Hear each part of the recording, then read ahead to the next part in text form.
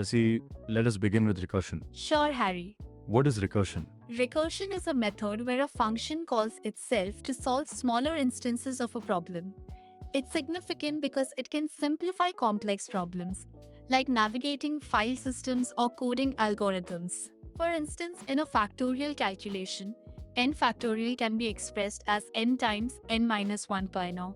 However, excessive recursion can lead to stack overflow. Key concepts here are recursion, self-reference, use clear examples demonstrating its utility. Common mistakes candidates make here are missing base cases or calling infinite recursion. What are the advantages and disadvantages of using recursion? Recursion's benefits include cleaner code and easier problem breakdown. However, it has drawbacks like higher memory consumption due to stack usage and can be less efficient than iterative solutions. And Key concepts here are advantages, disadvantages.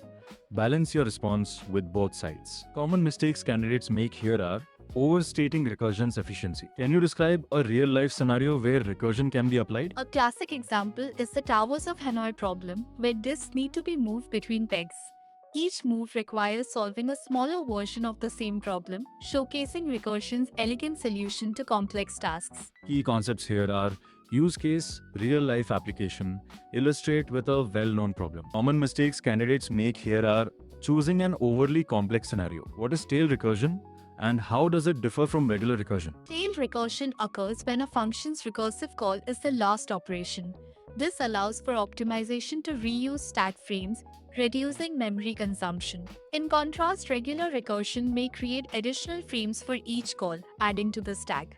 Key concepts here are tail recursion, stack frames. Clear distinction is critical. Common mistakes candidates make here are confusing it with general recursion. Can you write a Python function to calculate Fibonacci numbers using recursion? Certainly, for the Fibonacci series, a recursive function checks if n is 0 or 1, returning n. Otherwise, it sums the two previous Fibonacci numbers. I would use simple integer returns, but this approach is not optimal. The time complexity is O2 to the power n due to repeated calculations, and the space complexity is On for recursion stacks. Edge cases include handling negative inputs. Key concepts here are recursion, Fibonacci sequence, highlight performance considerations. Common mistakes candidates make here are not optimizing with memoization. That concludes the interview. Thank you, Harry. Subscribe for more insightful interviews. For such content, do like, subscribe, and share.